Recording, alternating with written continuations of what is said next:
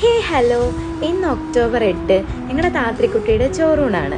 ഈ ചോറൂണിൻ്റെ കുറച്ച് ചടങ്ങുകളും ഇന്നത്തെ എൻ്റെ ഈ ഒരു ദിവസം എങ്ങനെയായിരുന്നു എന്നായിരുന്നു കേട്ടോ ഞാൻ നിങ്ങളെ കാണിക്കുന്നത്.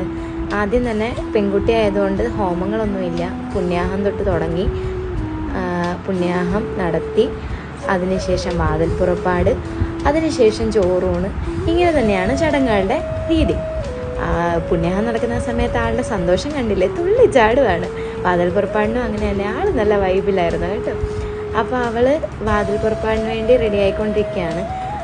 നമ്മൾ 28-ന് സ്വർണ്ണമൊന്നും അണിയിക്കില്ല കേട്ടോ, എല്ലാം ചോറൂണിനാണ് ചെയ്യുക. അപ്പോൾ ചോറൂണിൻ്റെ ആദ്യത്തെ പടിയായിട്ടുള്ള വാതിൽ പുറപ്പാടാണ് കേട്ടോ. മോതിരം കെട്ടി, ചരടരയെ കെട്ടി. ഇനി ഞങ്ങൾ ഒരു കയറ്റം ഉണ്ട്. എവിടെയാണ്? പ്ലാവിൽ. അങ്ങനെ വാതിൽ പുറപ്പാടിൻ്റെ ഭാഗമായിട്ട് ഇതാ ആൾ വലിഞ്ഞ് കയറുന്നുണ്ട്. രണ്ട് കാലൊക്കെ വെച്ച് അടിപൊളിയായിട്ട് കയറി. വഴക്കൊന്നും ഇല്ലായിരുന്നു. അതിനുശേഷം ഞങ്ങളെ ഒരുക്കി, ഞങ്ങളെ സുന്ദരിയാക്കി, ഒരു രാജകുമാരിയെ പോലെ ആക്കി അമ്മ. അല്ലേ താത്രിക്കുട്ടി? അങ്ങനെ അമ്മ സ്വർണ്ണമൊക്കെ ഇട്ട് ഞങ്ങളെ അണിയിച്ചൊരുക്കി.